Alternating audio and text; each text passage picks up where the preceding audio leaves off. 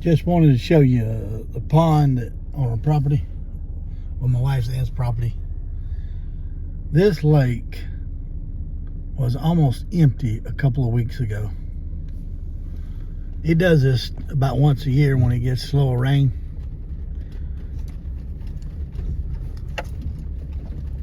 And it's hard to get fish to stay. So I stocked it the last couple of years. And Nutra rats will come and kill my fish, and different little otters and things like that will come and just kill all my stock. I have to shoot them, and I ain't shot the otter, but I shot the Nutra rats. Big old things. They're not really rats, but they're a rat family. I've been trying to clean around this thing, and we've cleaned all kinds of trees around this thing and stuff. This was homemade by my wife's granddad to feed the cows right here. He built a dam back there in the back. As you can see, let me zoom in.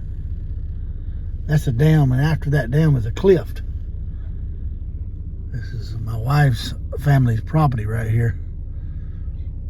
So I just kind of caretake it a little bit, and we got another lake on the other side where we're trying to fill up. It's having a hard time filling up. It's bigger than this. And then there's another lake down the hill. That's my mother-in-law where she lives. And it stays pretty much full. It goes down a little bit, but it stays pretty much full. I'm thinking that there's a little creek underground. We got a lot of underground streams right here on the property. It'd just be wet out of the blue, you know. It won't be draining from no, it'd be underground. But once a year, this thing, since I've been living here, it drains almost to the bottom. And I was there just about a month ago cutting grass right where that water was. And you can see on the other side, I don't know if you can see all those limbs that are in the lake to the left.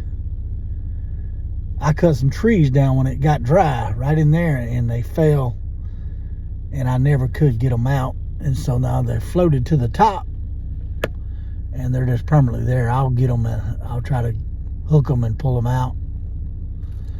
But this is like a little hobby of mine, keeping this lake. I want to make it a catfish type pond, because I know catfish can survive in harsh things. I don't know if y'all ever watch National Geographic, but once a year in the desert it rains, and then it starts drying up, and it takes a while for it to dry up, but all the animals go to the fishing hole and drink water. Well, the last two things that are in the fishing hole will be alligators or crocodiles, whatever it is, and they'll be catfish. There won't even be no water in there, but it'll be like mud and silk. The catfish are still alive in the mud. That fish can survive through some things. I'd like to make it a catfish pond, you know.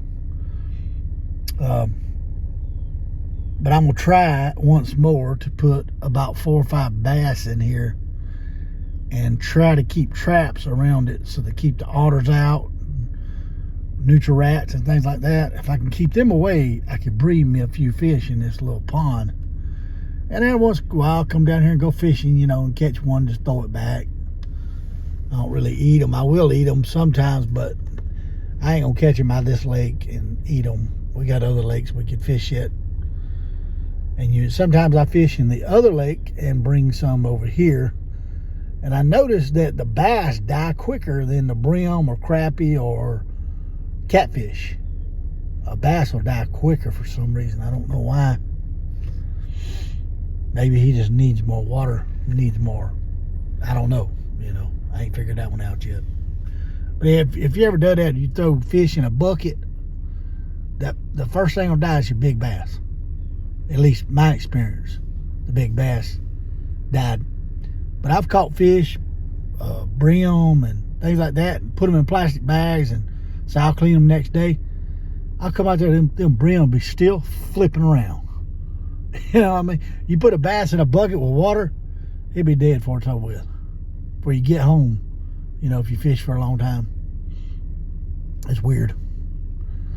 But this pond is filled by rainwater, and there's an underground stream up where my shoulder is, and it stays wet. But when it gets so dry, and it starts drying up too. But that underground stream is also fed by rain too. You know, so when it starts raining for about a week, there'll be a little river of water that just keeps running into this pond, but there won't be no rain. And I believe it's just little underground streams that got filled up since it rained. It just keeps running until it's gone right there. So one idea is I've got a well at my house, and it's probably, I don't know, 300 yards up the hill, maybe 2. And I'm thinking about running me a water hose all the way down here, because we don't use a well anymore.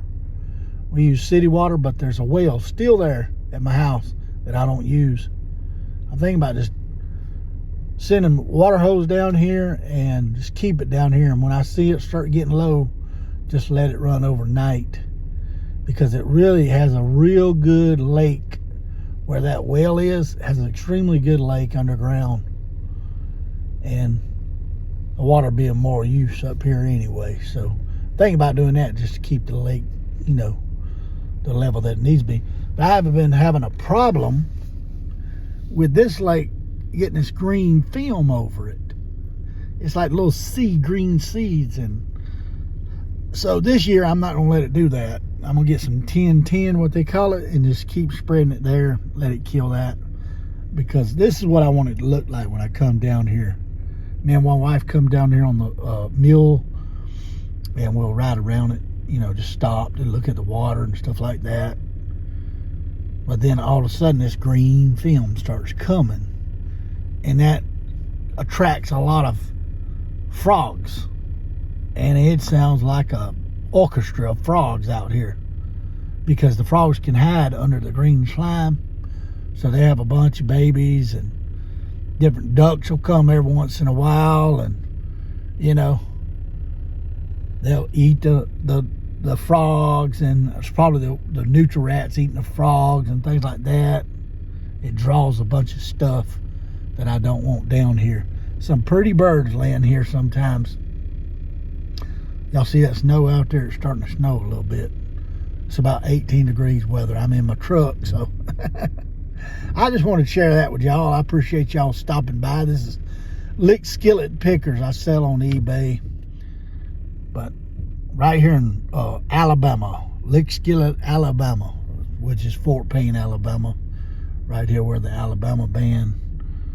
We live on Lookout Mountain, same one that goes all the way to Tennessee, Chattanooga, Tennessee. We live on top of this thing. And this mountain's neat because once you get to where I'm at, you don't even know you're on a mountain. It just have a bunch of flat plains. But if you keep driving about 5 miles, you'll realize you're on a mountain, because all of a sudden it drops off right there. But pretty neat place to live and to hang out, to retire at and fish at, things like that. But just a little hobby of mine, just keeping this place clean and the weeds cut out and the green slime off the top. And if I see any snakes around this lake, I'll shoot them, you know. I know it's most time it's just a bunch of rat snakes. They keep the field mice out, but I still can't stomach fish around me, so I'll kill them. Sometimes I'll let him go, but sometimes I'll kill them because my wife don't like to hang around a bunch of snakes. Right when I moved to Alabama, there's a humongous snake I had to kill right in my front yard. And I killed one in my side yard about a year later. Big old, all it is a black rat snake.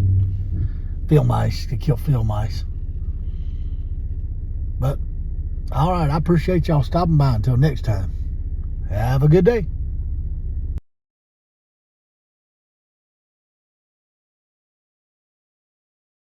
Cat, talk to me.